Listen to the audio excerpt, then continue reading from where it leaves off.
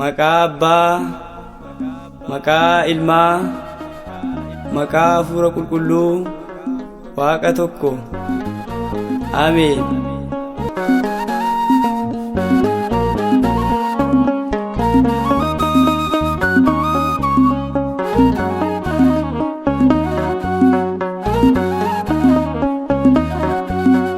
Amaanu'eel dhalaate Beetlehem keessatti, ilma Aadaam hundaa fayyisuuf jedheeti.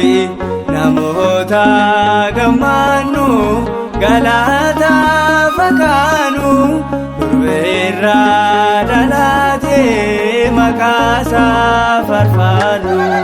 Amaanu'eel dhalaate Beetlehem keessatti, ilma Aadaam hundaa fayyisuuf jedheeti.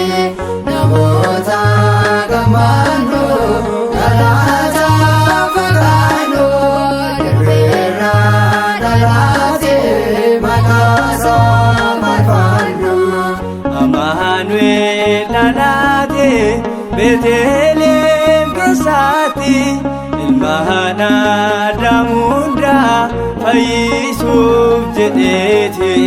Namoota gammaannu galataaf akaanu, durbeerraa dhalaate maqaasaa faarfannu. Amaanu'eel dhalaate Beetlehem keessatti, ilma Aadaam hundaa fayyisuuf jedheeti. Namoota gammaannu galataaf akaanu, durbeerraa dhalaate maqaasaa faarfannu.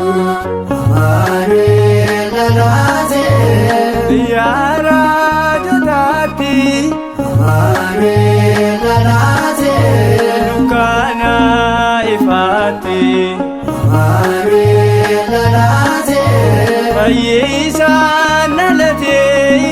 Amaanu'eel dhalaate Gammachuu nuuf laate. Amaanu'eel dhalaate Beetlehem keessatti, ilma Aadaam hundaa fayyisuuf jedheeti. Namoota gammaannu galataaf akaanu, durbeerraa dhalaate maqaasaa faarfannu.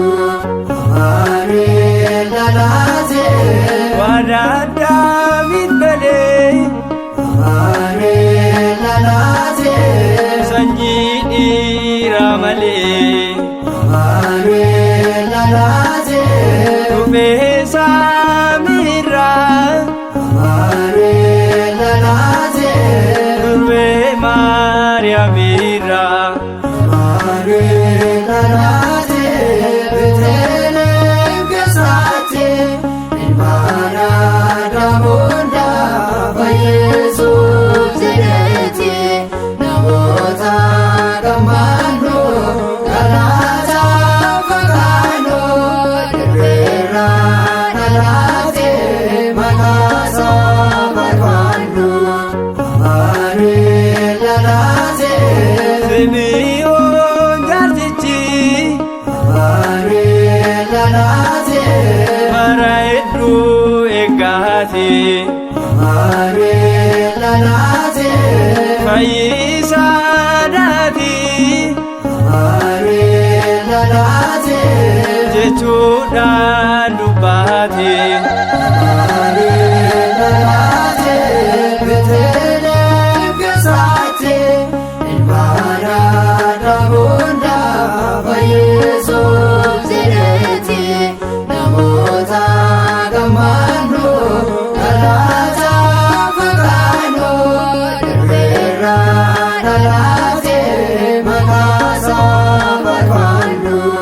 Amaanu'eel dhalaate Warri isa baase gee Amaanu'eel dhalaate urjii ilaalanii Amaanu'eel dhalaate argeetaanaaf garbee Amaree lalaatee aarsaa isaaf fidaadee Amaree lalaatee Beetlehem keessaatee ilmaana namoota Yesuus jedheetii namoota gammaannoo galaataa fagaannoo darbeera lalaatee mataasaa barbaannoo Amaree lalaatee Beetlehem keessaatee ilmaana namoota Yesuus